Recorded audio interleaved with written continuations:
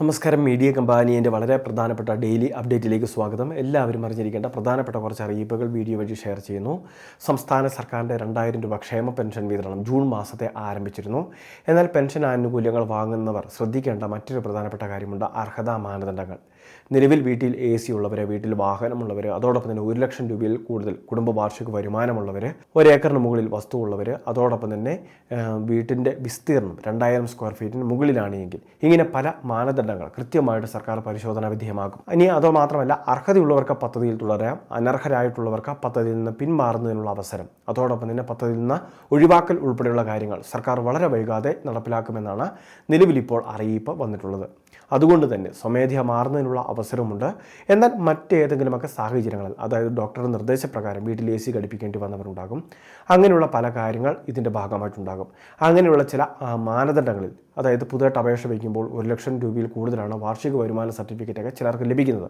പക്ഷേ സാമ്പത്തികമായിട്ട് ബുദ്ധിമുട്ട് അനുഭവിക്കുന്നവരും, അതോടൊപ്പം തന്നെ വീടിൻ്റെ വിസ്തീർണം, വാഹനം, അതോടൊപ്പം തന്നെ മറ്റ് അർഹതാ മാനദണ്ഡങ്ങളെല്ലാം കൃത്യമായിട്ട് പാലിക്കുന്നവരുമായിരിക്കും.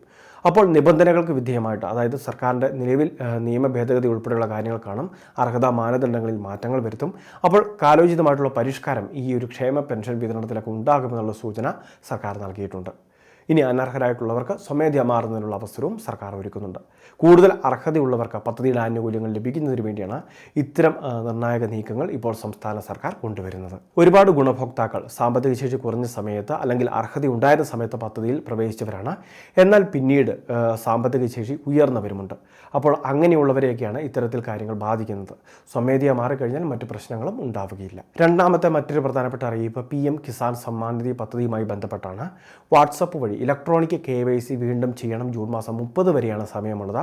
ജൂൺ മാസം 30-നകം ചെയ്തില്ല എങ്കിൽ നമുക്ക് പിന്നീട് ധനസഹായം ലഭിക്കുന്നതല്ല എന്ന തരത്തിൽ വാർത്തകൾ പ്രചരിക്കുന്നുണ്ട്. ഇത് അടിസ്ഥാനരഹിതമാണ് എന്നൊരു കാര്യം പ്രത്യേകം ശ്രദ്ധിക്കുക.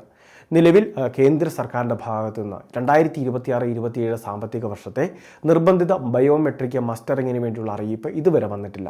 അങ്ങനെ അറിയിപ്പ് വന്നിട്ടുണ്ടെങ്കിൽ തന്നെ കിസാൻ സമ്മാൻ നിധിയുടെ വെബ്സൈറ്റിൽ അത്തരം അറിയിപ്പുകൾ കാണാൻ സാധിക്കുന്നതാണ്. എന്നാൽ കിസാൻ സമ്മാൻ നിധിയുടെ നമ്മളുടെ മൊബൈൽ ആപ്ലിക്കേഷനിൽ നമ്മൾ രജിസ്റ്റർ ചെയ്യാൻ നോക്കുമ്പോഴാണ് ഫേസ് ഒതൻറ്റിക്കേഷൻ ഉൾപ്പെടെയുള്ള കാര്യങ്ങൾ ബാധകമാണ് എന്നൊരു നിർദ്ദേശം വരുന്നത്. എന്നാൽ PM കിസാൻ സമ്മാൻ നിധിയുടെ ഒഫീഷ്യൽ വെബ്സൈറ്റ് വഴിയാണ് നമ്മുടെ സ്റ്റാറ്റസ് പരിശോധിക്കുന്നത് എങ്കിൽ ബന്ധപ്പെട്ട എല്ലാ കാര്യങ്ങളും, അതായത് ഇലക്ട്രോണിക് KYC ഉൾപ്പെടെ പൂർത്തിയാക്കിയതായിട്ട് നമുക്ക് കാണാൻ സാധിക്കുന്നതാണ്.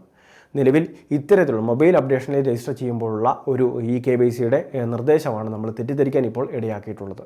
അതുകൊണ്ട് തന്നെ ഈ കാര്യങ്ങൾ തീർച്ചയായിട്ടും ശ്രദ്ധിക്കുക. ഇനി ഇലക്ട്രോണിക് KYCയുടെ സ്റ്റാറ്റസ് ചെക്ക് ചെയ്യുന്നത് നല്ലത് തന്നെയാണ്. എന്നാൽ ഇത് പൂർത്തിയാക്കുന്നതിന് ജൂൺ മാസം 30 വരെ മാത്രം സമയം അനുവദിക്കുന്നതായിട്ടുള്ള വാർത്തകൾ അടിസ്ഥാനരഹിതമാണ്.